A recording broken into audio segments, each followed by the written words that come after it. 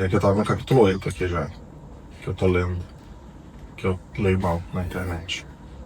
É 6 hoje, né? Isso. Fechou. Então vamos lá. Capítulo 6 de afeições desmedidas. Sempre que um homem deseja algo além da medida, imediatamente se torna inquieto. O orgulhoso e o avarento nunca encontram descanso, enquanto o pobre e o humilde de coração permanece na paz abundante. O homem que ainda não está completamente morto para si mesmo, logo é tentado e vencido em pequenas e insignificantes questões. É difícil para aquele que é fraco de espírito e ainda em parte carnal e inclinado aos prazeres dos sentidos, afastar-se completamente dos desejos terrenos. E, portanto, quando se afasta deles, muitas vezes fica triste e também se irrita facilmente se alguém se opõe à sua vontade. Se, porém, alcança o que desejava, sente logo o remorso da consciência, porque obedeceu à sua paixão, que nada vale para alcançar a paz que almejava. Em resistir, pois, às paixões, se acha a verdadeira paz do coração, e não em segui-las. Não há, portanto, paz no coração do homem carnal, nem no do homem entregue às coisas exteriores, mas somente no daquele que é fervoroso e espiritual. É curto também, né? O Curto. capítulo 6. Schopenhauer tem uma frase que diz assim, que a nossa vida, né, é uma angústia entre 6 dias de busca, se eu não me engano, não me lembro exatamente a frase, mas 6 dias de busca e um dia de tédio por conta da coisa conquistada, né, que é o que está aqui. Então, se você alcança aquilo que você deseja, logo vem o remorso da consciência porque ele obedeceu a sua paixão. E isso em vários aspectos, né, porque eu acho que uma tendência muito forte é quando a gente fala sobre isso, né, hoje existe um pensamento muito sexualizado da coisa, então é como se tudo fosse muito voltado para a sensualidade. Mas não, né? De modo geral, assim, essa busca acontece de forma externa, ainda mais hoje, com toda essa questão que a gente vive da internet e tudo mais, né? Subindo Reels ali o tempo todo, o TikTok, enfim.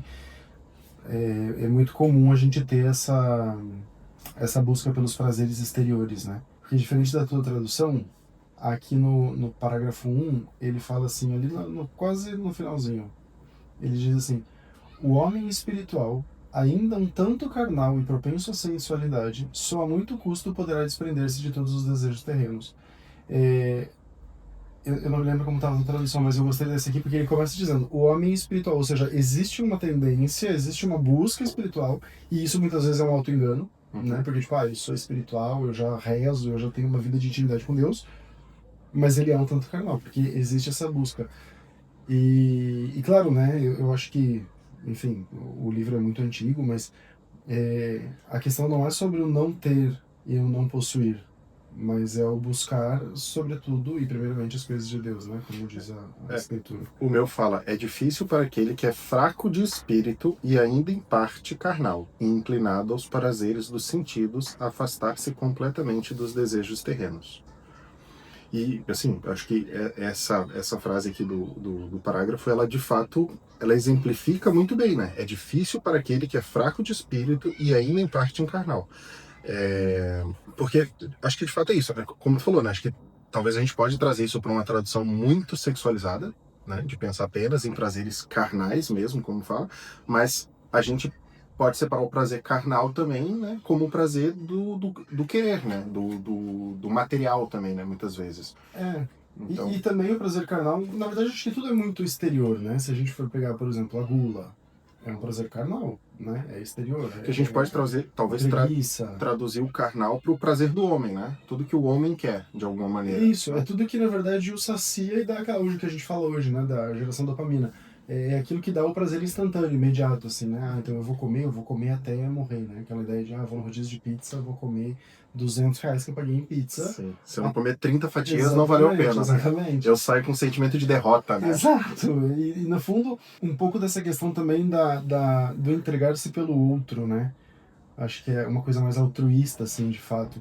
Quando ele fala ali, o pobre e o humilde de espírito vivem em muita paz. né? Enfim, eu tenho muito essa sensação de que a gente vai criando situações para colocar a gente no centro, né? Sempre os nossos prazeres, os nossos desejos, a nossa vontade, e se esquecendo do bem-estar do outro, que é o que mais importa, né? Acho que até um pouco da ideia assim da oficina, enquanto oficina de São José, é também nos formar nesse sentido, né? De São José, por exemplo, era um homem que pouquíssimo aparece na escritura, né? Quase nada. E sempre que aparece é nessa busca assim de cuidar da Sagrada Família, de acolher a Virgem Maria por esposa, de fugir com a Virgem Maria e com o Menino Jesus, desviando-lhe o caminho de Herodes, enfim, todas essas coisas, né?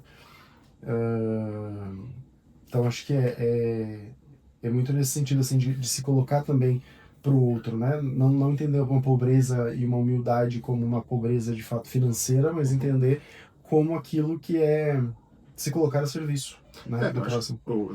nesse exemplo que tu traz do São José, ele assim, é o exemplo vivo do homem que se desprendeu de tudo, de si, para viver a vida da Sagrada Família, né? Exato. Para viver os desejos, né? E o que era necessário para a obra de Deus ser concluída, né? Então, isso que tu fala, né? De acolher a Virgem Maria, né? Toda a questão da castidade também ali, que trabalha em torno dessa questão da Sagrada Família, né? Mas eu acho que o livro ele também traz muito essa questão de que toda busca pensando apenas no seu próprio prazer, ou toda busca humana sem pensar no espiritual, ela é uma busca vã, né? Uma busca que não leva a nada, né? Então, mas eu acho que é interessante, e aí talvez essa questão que traz muita questão da consciência, né? Porque o segundo parágrafo aqui no meu, ele começa dizendo assim: mas se por outro lado ele ceder à sua inclinação, imediatamente será oprimido pela condenação da sua consciência. Exato. Então, assim, muitas vezes é isso, né? Muitas vezes a gente quer algo, o exemplo que tu trouxe da questão da gula, né? Então, eu quero comer uma batata frita com queijo e bacon, né? E aí tu pede, e aí quando tu pede, assim, tu nem comeu, tu fala, pá, não devia ter pedido, né? Então, era desnecessário, né? Sim. Testemunhos factuais e verídicos, né? Exato. O Padre Kentenich, ele tem uma oração no Rumo ao Céu, eu não vou me lembrar qual é a oração, mas ele fala assim, né? Eu acho até que é a oração da Aliança de Amor, mas que ele diz assim: quando as minhas forças já não dão, ou quando eu estou buscando ali, né, o prazer, enfim, o que me sustenta é o amor à família, né? O Padre Kentenich fala da família de Schoenstatt, mas é aquele amor por algo que é maior, que é propósito, né? Então, no nosso caso, por exemplo, o trabalho, a família, no teu caso, né, casado, a própria família, é justamente essa busca por aquilo que é algo que nós encontramos que Deus quer que nós cuidemos, tenhamos, enfim, despendamos tempo, É o né? encerramento do segundo aqui, né? Do parágrafo que diz: e portanto não há paz no coração do homem carnal, nem naquele que se entrega às coisas exteriores, mas somente naquele que é fervoroso para com Deus e vive a vida do Espírito. Exato. Na verdade, o que eu até tinha pensado antes de falar dessa frase do Padre Kentenich, porque de fato essa frase do Padre Kentenich, ela me marca muito desde muito tempo, assim, né? Quando eu já não tenho mais forças, quando as coisas não estão funcionando, quando são os meus desejos que estão sendo colocados em primeira mão, o amor à família, o amor, né, ao apostolado, o amor ao trabalho, enfim, é aquilo que vai me dar essa mudança. Mas o que eu ia dizer antes, quando você estava falando ali, é justamente isso também. Porque muitas vezes a espiritualidade, né, o cara ser espiritual, o cara ter uma vida espiritual, pode também ser um conforto exterior para ele. Né? O quanto eu ali sentado ou de joelhos rezando não traz uma imagem, né? Os próprios fariseus, né, que estavam ali nos primeiros bancos das sinagogas, enfim, das igrejas ali, dos templos para serem vistos, enchem o meu ego, né? As pessoas falam: nossa, olha como o Júnior reza. E eu adoro uma forma, né? Inclusive, eu gosto muito da liturgia, por exemplo, mas justamente tendo aquela ideia de que não sou eu quem apareço, né? Quem aparece é o representado, não o representante, né? Mas existe essa tendência também, e a gente tem que cuidar com isso, claro, não criar escrúpulos, mas entender que existe essa tendência a querer ser visto como espiritual, e o quanto isso pode ser o meu ego. É dono das melhores palavras, fala tão bem e tudo mais. É aquilo que eu falei lá no primeiro vídeo, né? A frase de Santo Agostinho: Senhor, como eu queria que te louvassem, mas como é bom ser louvado também, né? Então, cuidar isso também, né? Pra gente É a não só... história do crie fama e deite-se na cama, né? Então, se a gente traz isso justamente assim, pelo que a gente já leu nos outros capítulos também, né? Aqueles que maior conhecimento têm, mais lhes serão cobrados, né? Porque vocês sabem, né? Então a pessoa sabia que não era só ali criar a fama, usar isso como uma bengala e achar que a salvação estava garantida, porque eu conhecia a verdade, eu conhecia a escritura, mas não adianta eu conhecer se eu não colocar em prática, né? Exato. Vamos pro capítulo 7, então? Vamos. Eu comecei o outro, acho que lhe dou essa gentileza. Obrigado. Como devemos fugir à vã esperança e presunção? Insensato é quem põe sua esperança nos homens ou nas criaturas. Não te envergonhes de servir a outrem por Jesus Cristo e ser tido como pobre neste mundo. Não confies em ti mesmo, mas põe em Deus tua esperança. Faze de tua parte o que puderes, e Deus ajudará a tua boa vontade. Não confies em tua ciência nem na sagacidade de qualquer vivente, mas antes na graça de Deus, que ajuda os humildes e abate os presunçosos. Não te glories em tuas riquezas, e se as tem, nem em teus amigos, se são poderosos, mas em Deus, que dá todas as coisas, e além de todas as coisas, deseja dar a si mesmo. Não te ensoberbeças por causa de tua força ou beleza física, mas com uma pequena enfermidade elas definharão e se extinguirão.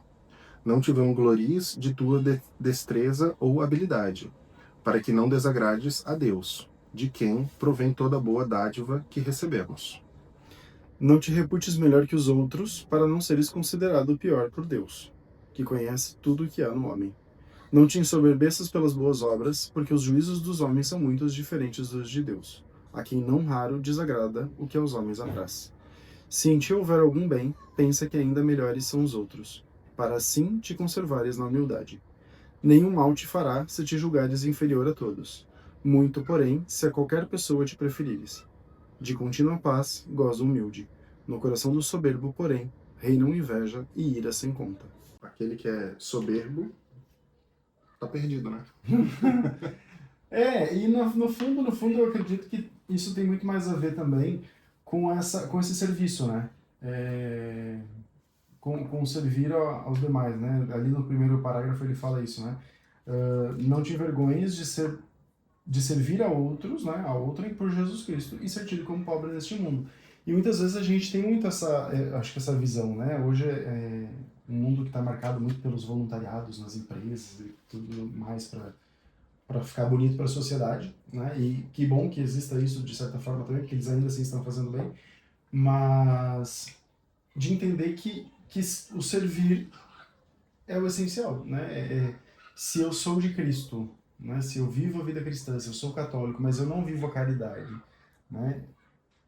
E aí as pessoas nos olham muitas vezes como, olha que bonitinho, que bonzinho, faz o bem e tudo mais, mas não é por isso, né? É porque a gente encontrou esse sentido que é muito maior, né? Que é o próprio Deus. Eu acho que aqui, nesse capítulo, a gente pode fazer uma reflexão também com a própria ideia da oficina de José, né? O objetivo aqui não era criar um canal no YouTube ou cortes em redes sociais para que o Marcos ou o Júnior fique famoso e a gente se torne uma referência, dizendo, nossa, referência de sabedoria... De leitura. Não era esse o objetivo, era justamente trazendo uma falha, né, ou talvez assim um defeito que eu tenho, que é a questão da leitura, né, de continuar um processo, porque o primeiro capítulo eu falava isso, começar um livro eu começo quase que diariamente, né, então a gente está aqui, né, dentro de um escritório que tem vários livros que a maioria eu nunca nem abri, então assim, a ideia é que a gente abra um livro, leia e a gente possa finalizar esse livro, né? Que tem esse processo de continuação, né? Que a gente finalize uma coisa que que eu, no caso, comecei, né? E fazendo isso em dupla é muito mais fácil, porque um puxa o outro, enfim, e se torna muito mais rico a troca, né? A conversa que a gente tem aqui. Sim, coisas que a gente nem pensaria de repente, né? Quando a gente tá lendo sozinho. E eu acho que também é interessante, porque assim, eu trouxe aqui o assunto, a gente não criou o canal para se tornar famoso.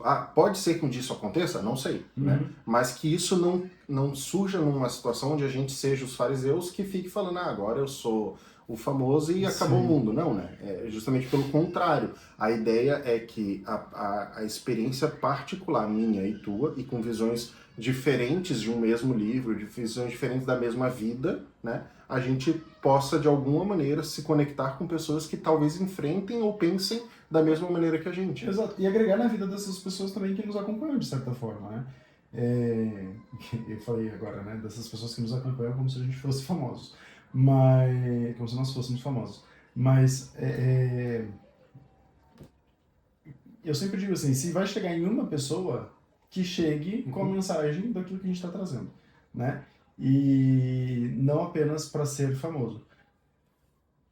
Eu acho que é legal quando você, e acho que Deus também organiza isso, né? Quando acontece de alguém ver alguma coisa e depois te encontrar e falar, eu vi teu vídeo, né? E repito, não é nada da oficina, porque a oficina tá agora, mas por exemplo, tem um vídeo da escola que eu já recebi visita de pais na escola que chegaram e falaram assim, você não é o rapaz do vídeo? E tipo, que bom, porque alcançou o propósito, né? Aquela família viu um vídeo meu falando sobre o nosso modelo de educação. Outras pessoas vão ver algum vídeo nosso falando sobre a presunção, sobre a soberba e tudo mais, e vão falar, isso talvez mudasse algo que eu precisasse mudar na minha vida, né? É que eu acho que talvez o desafio é justamente isso, né? Como se manter humilde quando as coisas começam a dar certo. Sim. E eu não falando apenas de um canal na internet, né? Mas assim, na vida, né? Em Comecei a ganhar tudo, dinheiro, fui promovido na empresa. Então, eu sempre falava, né? Quando eu fazia faculdade, tinha um bar na frente da faculdade que vendia cerveja, um litrão a R$ 5. E a gente, faz tempo. Todo mundo feliz, ali pobre, queria ir lá e comprar cerveja. Enfim, a gente matava a aula para tomar cerveja. E aí depois de um tempo, né, na faculdade o pessoal começa a trabalhar, enfim, trabalhos melhores, começa a receber mais, e aí aquela cerveja de R$ 5 já não tem mais tanta graça. Eu já queria uma cerveja de 10, 12, 15, e assim vai indo, né? Então, acho que a vida de todo mundo é essa, né? Então, quanto mais acesso tu vai tendo a recursos, mais refinado vai se tornando aquela vida da pessoa. Mas esse refinamento ele não pode ser acompanhado de uma soberba, né? A pessoa precisa continuar sendo humilde. E o humilde não é não ter dinheiro, né? A humildade é justamente esse continuar com bons valores, continuar presente na vida da sua família, ter uma vida de oração, né? Então, eu acho que talvez o grande desafio é esse: como continuar sendo humilde quando as coisas começam a dar certo. É que eu acho que são dois pontos, né? Um deles, usando esse teu exemplo, de forma mais material, assim, eu diria que é você, por exemplo, né, com a questão da escola, ou enfim, qualquer empresário tem lá a sua empresa, né? Quando a coisa funciona na empresa, é também saber que esse mérito não é só seu, né? Não é só do empresário, é saber que ele é também das pessoas que estão ali com ele, né? E reconhecer isso, né? A gente vê um monte de meme assim, a empresa me reconhecendo, me dando um bombom.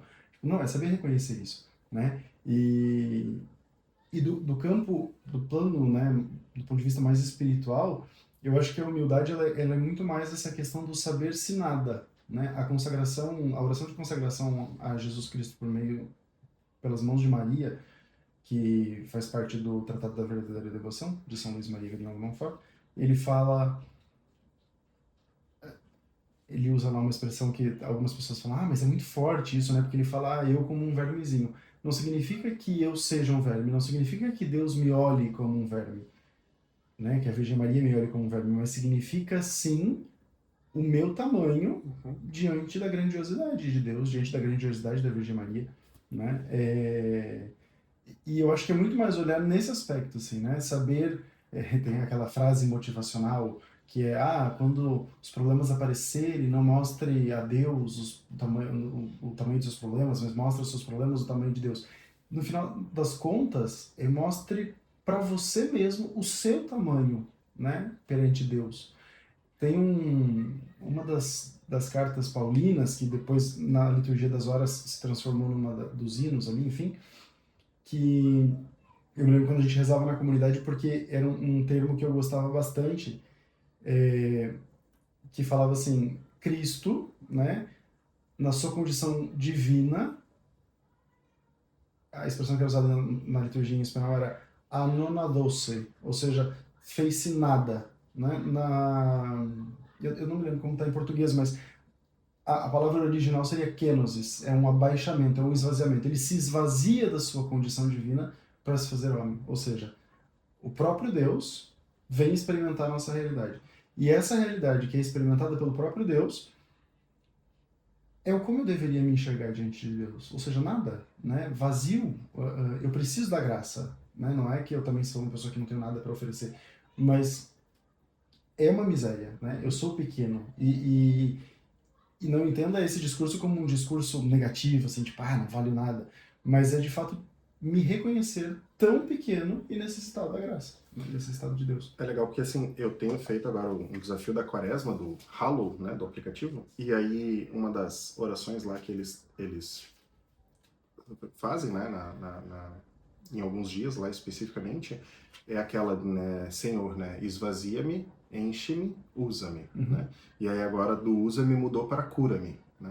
Então, e aí eu peguei muito essa frase, né, essa parte, assim, e tenho feito muito isso no meu dia a dia, né? Então várias vezes no dia eu paro e falo, né, Senhor, esvazia-me, enche-me, usa-me, cura-me, né? Justamente por isso, eu acho que quando a gente começa a se esvaziar de si mesmo e a gente faz com que Deus nos preencha, as coisas elas se tornam mais fáceis, né? Exato. E aí talvez esses valores mundanos, humanos que a gente enxerga, né, que a gente fala aqui muito sobre soberba, sobre orgulho e tudo mais, eles acabam não fazendo muito mais sentido, porque a gente está tão cheio de Deus, né, e tão cheio do que de fato importa, que aquilo se torna pequeno, né? Então, assim, e da gente parar para pensar, né, da grandiosidade de Deus que se fez homem e veio na Terra para nos salvar, né? E eu acho bem interessante, por exemplo, ontem eu vi uma reflexão que falava, né, que a história do filho pródigo, de alguma maneira, ela é a história de Jesus conosco, né?